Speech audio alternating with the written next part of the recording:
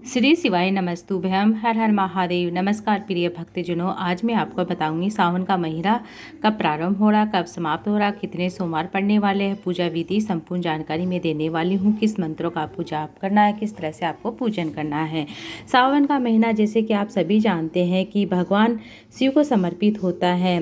इस सावन के महीने से ही मतलब देवशयनी एकादशी जो आषाढ़ की शुक्ल पक्ष की एकादशी होती हैं, उसके बाद से ही भगवान श्री नारायण शिव सागर में शयन के लिए चले जाते हैं। तो भगवान शिव पूरा कार्यभार भगवान शिव संभालते हैं। तो मैं आपको बताऊंगी शिव भक्त पूर्ण श्रद्धा के साथ, भक्ति के साथ किस तरह से पूजन करें। इस दौरान भक्त रोजाना भगवान शिव और पूरे परिवार की आराधना करते हैं, पूजा करते हैं। लेकिन सावन के सोमवार का विशेष महत्व बताया गया। अगर कहते हैं कि कोई अन्य व्रत कर रहे हैं, जैसे नॉर्मल सोमवार करते हुए, उस व्रत को छोड़ के आप सावन का सोमवार शुरू कर सकते हैं कि सोमवार का बहुत अधिक महत्व होता है। अगर आप पशुपति व्रत कर रहे हैं तो पशुपति व्रत जितने भी हो गए हैं उन्हें छोड़कर आप जैसे कि सावन के जितने सोमवार हैं उन्हें व्रत करने के बाद आप फिर से आप पशुपति व्रत जितने रह गए कर सकते हैं। लेकिन आप अगर सावन का सोमवार कर रहे हैं तो आप पशुपति व्रत नहीं कर सकते। अगर आप पशुपति व्रत कर रहे हैं तो सावन का सोमवार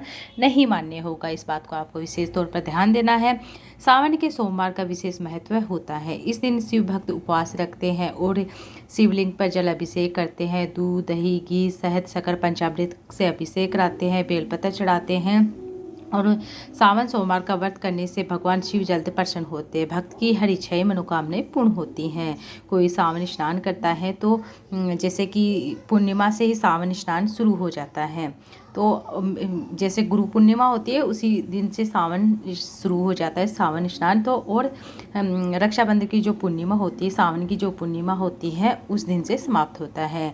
हमारे हिंदू परंपरा के अनुसार देवशयनी एकादशी से भगवान विष्णु क्षीर सागर में योग निद्रा के चले जाते हैं। इस अवधि में सृष्टि का संचालन भगवान शिव संभालते हैं और चातुर्मास कहलाता है, जो पूर्ण तरह से धर्म, तप, व्रत और संयम का प्रतीक माना जाता है। ऐसा माना जाता है कि सावन का महीना आध्यात्मिक दृष्टि से बहुत ही अधिक महत्व होता है। भगवान शिव की आराधना करने से जीवन की जो भी समस्या है तो दूर होती है, सुख शांति हमारे घर में बनी रहती है। अब मैं आपको बता दूं कि सावन के महीना कब से शुरू हो रहा है। इस साल सावन का महीना 11 जुलाई से शुरू हो रहा है और 10 जुलाई को आषाढ़ पूर्णिमा है। 10 जुलाई की रात 1:36 से शुरू हो रही है और 11 जुलाई की रात 2:06 पर पूर्णिमा तिथि समाप्त हो जाएगी।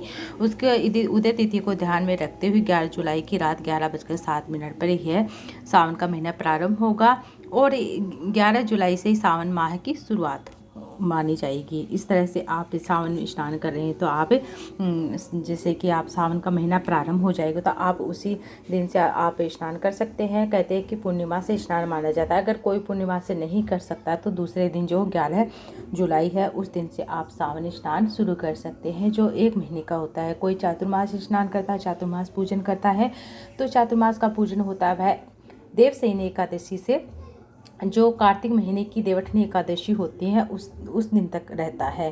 तो कोई चातुर्मास स्नान करता है। अब मैं आपको बता दूं कि इस बार सावन के महीने में कितने सोमवार पड़ रहे हैं, क्या क्या योग पड़ रहा है। जैसा कि शिववास का योग हो रहा है और अन्य योग भी हो रहे हैं। और कहते हैं कि शिव योग में बहुत ही शुभ माना जाता है। भगवान शिव माता पार्वती के साथ कैलाश पर्वत पर विराजमान होते हैं, जो जब शिव योग होता है।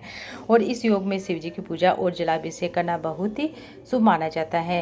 सौभाग्य की प्राप्ति होती है, धनलक्ष्मी की प्राप्ति होती है, सुख समृद्धि की प्राप्ति होती है, मनचाहा मनोकामनाएं पूर्ण होती हैं। अब मैं आपको बताती हूँ कि सावन मतलब इस बार 2025 में सावन के कितने सोमवार पड़ रहे हैं, कब से शुरू हो रहे हैं।